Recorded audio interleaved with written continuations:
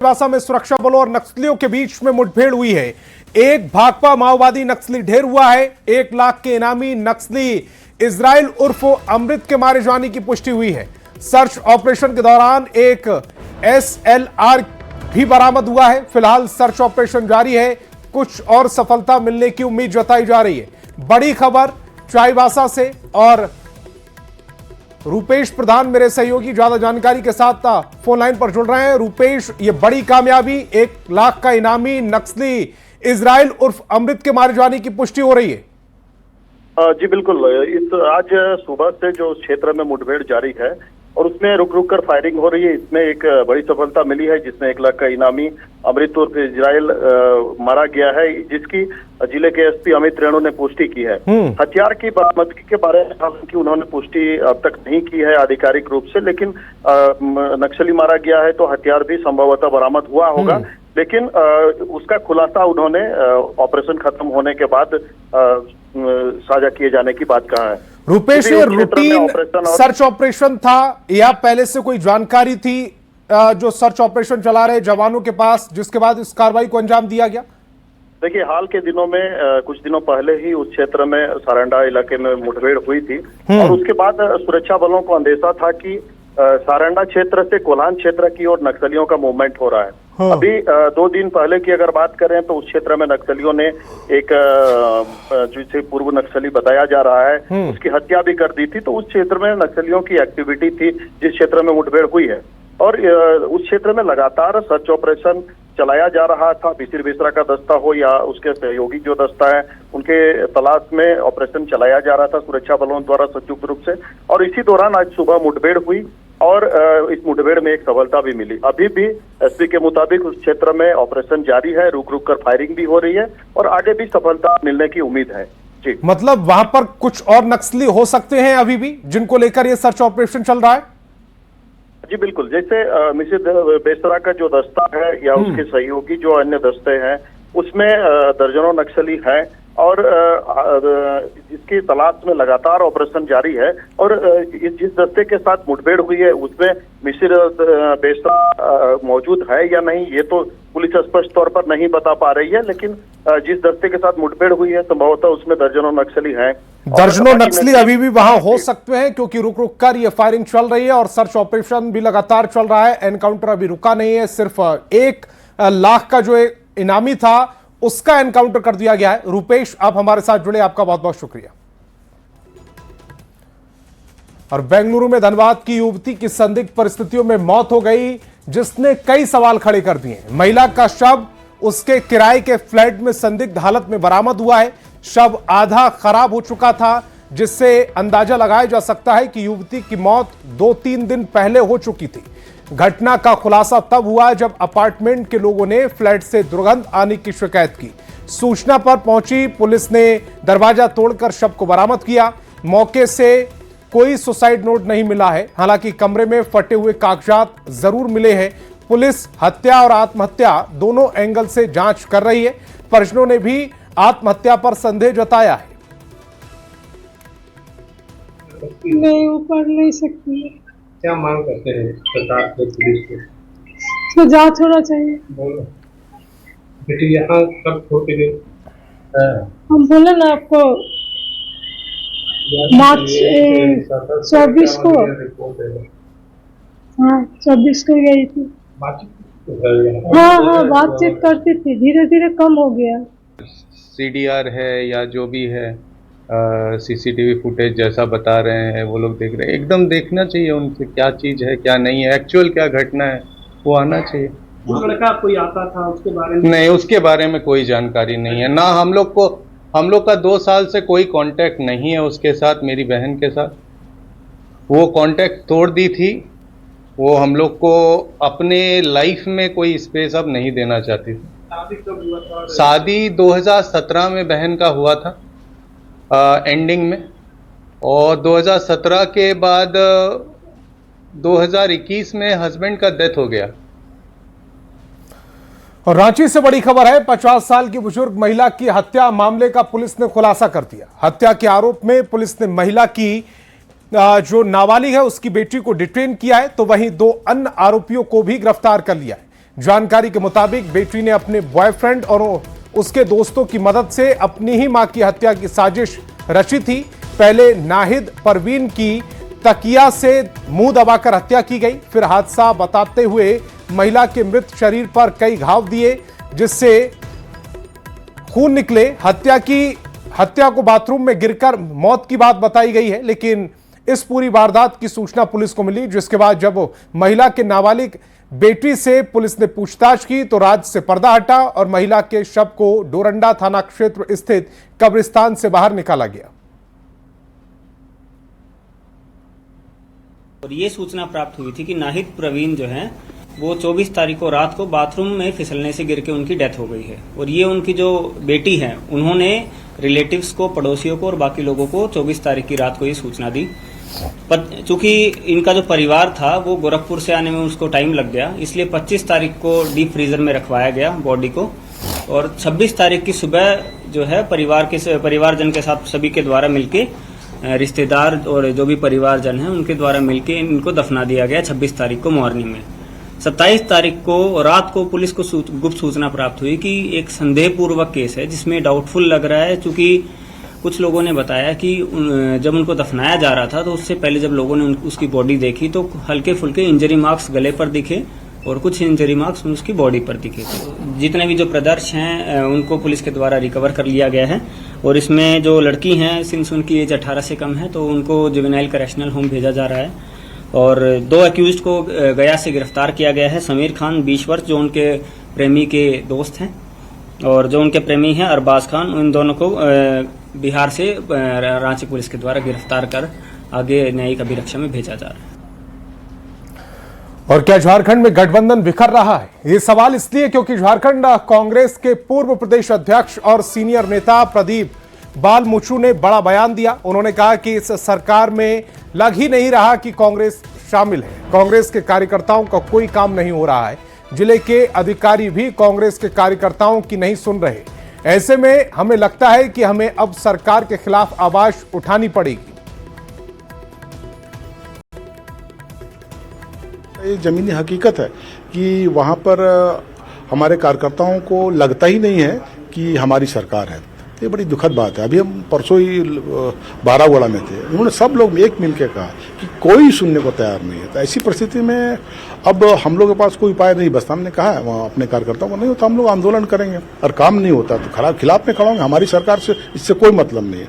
अगर काम नहीं हो रहा तो खिलाफ में खड़ा होंगे। तो हमको लगता है कि अब धीरे धीरे ये आवाज़ उठ रही है, और ये तो मेरा राइट है ना। अगर काम नहीं हो रहा है तो हम तो कहीं ना कहीं आंदोलन करेंगे, अपना आवाज़ तो उठाएंगे। लोगों के बीच में ये तो मैसेज जाएगा कि उसकी आवाज़ हम लोग बन रहे हैं। तो इसके लगता है कि ये तो हम लोग का पार्टी भी हम लोग की है, तो हम लोग का जिम्मेदारी बनती है कि जनता की आवाज़ को उठाना।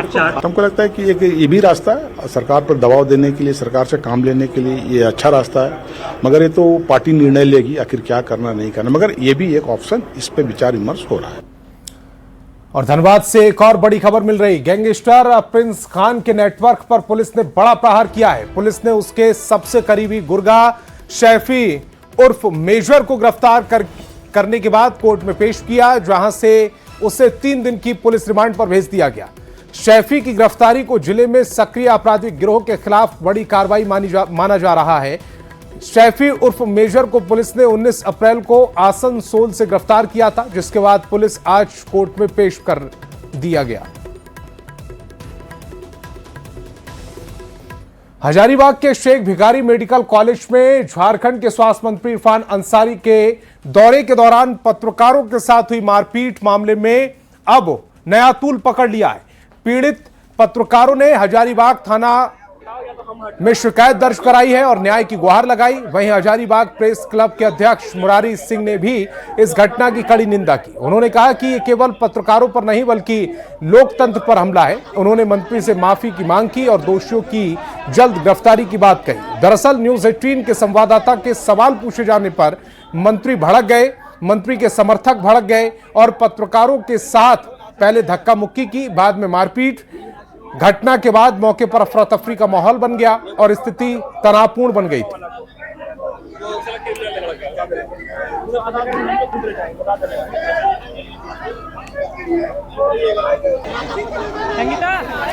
ये तस्वीरें हजारीबाग की, जब मंत्री से सवाल पूछा गया उसके बाद उनके समर्थक आक्रोशित हो गए और न्यूज 18 के जो संवाददाता थे उनके साथ ये मारपीट की गई। तस्वीरें आपकी टेलीविजन स्क्रीन पर।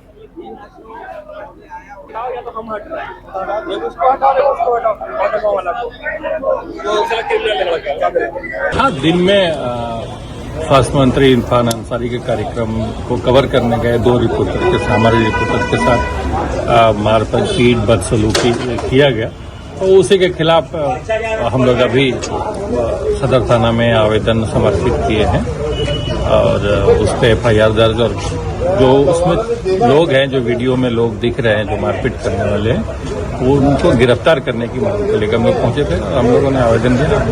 अब उस पर FIR होगा और आगे की कार्रवाई पुलिस करेगी। बिल्कुल ऐसा होना भी नहीं चाहिए। और वैसे इरफान अंसारी के बारे में क्या कहना है, वो विवादित आदमी है, विवादित मंत्री है, जहां जाते हैं वहां इसी तरह की घटना करते हैं।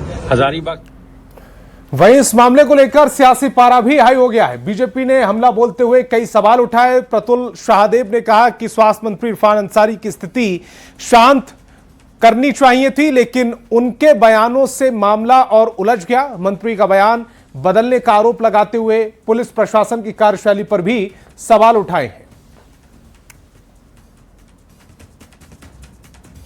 अफसोसजनक वाकया, और सबसे अफसोसजनक है कि हजारीबाग SP से हम लोगों ने संपर्क किया तो पता चला अभी तक FIR नहीं हुआ।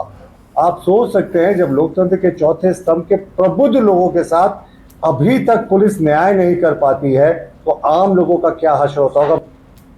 ये बेहद झारखंड पुलिस ने प्रेस कॉन्फ्रेंस कर हेमंत सरकार को जमकर घेरा है। पानी और बिजली संकट का हवाला देते हुए सरकार पर हमला बोला और सड़क पर उतरने की बात कही। बीजेपी प्रदेश अध्यक्ष ने कहा कि झारखंड में भीषण गर्मी के बीच पेयजल संकट है और राज्य भर में 80,000 चापाकल खराब पड़े हैं, लेकिन मुख्यमंत्री इन सबसे बेखबर असम और बंगाल जैसे राज्यों में जाकर पिकनिक मना रहे हैं। अध्यक्ष आदित्य साहू ने निशाना साधते हुए कहा है कि 12,764 करोड़ रुपए खर्च करने के बावजूद राज्य में जल नल योजना प्रभावी नहीं है। 80,000 चापाकल खराब है। सरकार ने एक टोल फ्री नंबर भी दिया था, परंतु वो टोल फ्री नंबर लग नहीं रहा है। सरकार ने घोषणा किया था कि 72 घंटे के अंदर खराब पड़े चापा नल को हम बनाने का काम करेंगे, लेकिन एक भी चापाकल आज गांव में पंचायत में आने वाले कोई भी चापाकल अभी बन नहीं रहा है। कि 12,764 करोड़ रुपए खर्च होने के बावजूद राज्य में हर घर नल से जल योजना जमीनी स्तर पर प्रभावी नहीं दिख रही है। झारखंड में बीजेपी पानी और बिजली को लेकर सरकार को घेरने की तैयारी में। राज्य भर में बीजेपी पानी और बिजली की समस्या को लेकर सड़कों पर उतरेगी, जिस पर अब कांग्रेस ने पलटवार किया है। झारखंड कांग्रेस के प्रदेश प्रवक्ता सोनाल शांति ने कहा कि बीजेपी को सिर्फ झारखंड में ही परेशानी दिख रही है, पानी की किल्लत बिहार, उत्तर प्रदेश और ओडिशा में नजर नहीं आ रही। आंदोलन करना चूंकि विपक्ष में है तो आंदोलन करना उनका अधिकार बन गया है, लेकिन चीजों को समझते और चीजों को जानते हुए भी उन्हें कुछ न कुछ घोषणाएं करनी चाहिए। जरा ये बताएं कि बिजली संकट और पानी संकट किन किन क्षेत्रों में ज्यादा है या कहां कहां पर है। कभी उन्होंने धरातल पर उतर कर कोई काम किया? 5 वर्षों तक सरकार रही और जो हर घर जल से नल से जल योजना चलाई जाने वाली थी, केंद्र सरकार ने समय पर पैसा नहीं दिया, जिसके चलते कि हर घर नल से जल योजना पूरी नहीं हो पा रही है। खबर दुमका से, जहां के जामा थाना क्षेत्र में मानवता को शर्मसार करने वाला मामला सामने आया। जंगल के पास एक नवजात लावारिस हालत में मिला है, जिसके बाद इलाके में सनसनी फैल गई। जानकारी के मुताबिक जन्म के कुछ देर बाद ही नवजात को एक झोले में रखकर सड़क किनारे फेंक दिया गया। जंगल के पास से गुजर रहे लोगों ने मासूम के रोने की आवाज सुनी तो स्थानीय ग्रामीण मौके पर पहुंचे और नवजात को सुरक्षित बाहर निकाला। स्थानीय महिला रंजू देवी और कुछ युवकों की तत्परता से नवजात की जान बच गई। स्थानीय लोगों ने प्रशासन को इसकी सूचना देते हुए नवजात को एम्बुलेंस की मदद से सामुदायिक स्वास्थ्य केंद्र पहुंचाया। फिलहाल नवजात का इलाज बाल कल्याण समिति की निगरानी में चल रहा है। इधर बच्चे को बचाने वाली रंजू देवी और उनके पति ने उसे गोद लेने की इच्छा जताई और प्रशासन से अनुमति का इंतजार कर रहे हैं।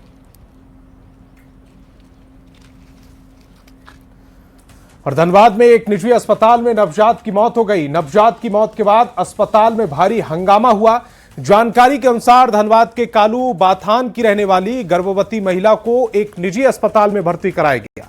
प्रसव के बाद नवजात शिशु की तबीयत अचानक बिगड़ गई, जिसके बाद नवजात को सीएमसी अस्पताल रेफर कर दिया गया। सीएमसी अस्पताल में भी नवजात को रिम्स रेफर किया गया है। रिम्स ले जाते समय रास्ते में ही नवजात की मौत हो गई, जिसके बाद परिजनों ने जमकर अस्पताल में हंगामा किया। तो डॉक्टर ने कहा ठीक है, यहाँ नॉर्मल डिलीवरी हो जाएगा। तो हम बोले ठीक है मैम कीजिए। हमको पैसा जमा करने के लिए बोला गया, तो हम पैसा भी जमा किए।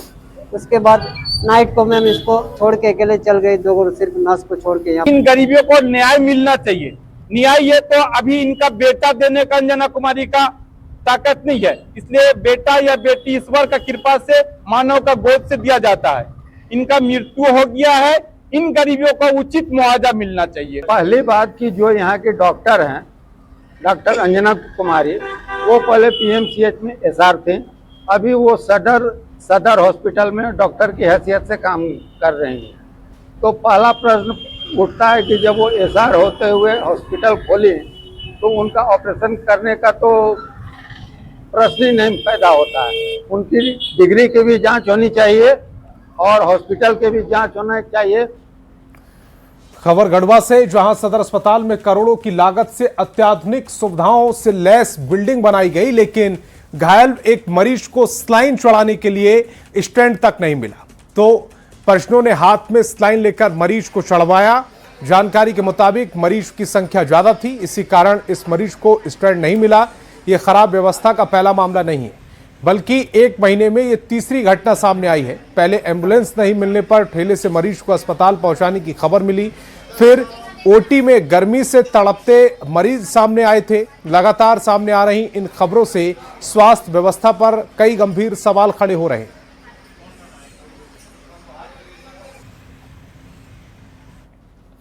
लोहरदगा सदर अस्पताल में इलाज में लापरवाही का आरोप लगाते हुए परिजनों ने जमकर हंगामा किया है। मामला 40 साल के नईम खान की मौत से जुड़ा है। परिजनों का आरोप है कि अस्पताल में समय पर इलाज नहीं मिला और डॉक्टरों की लापरवाही के कारण मरीज की जान चली गई।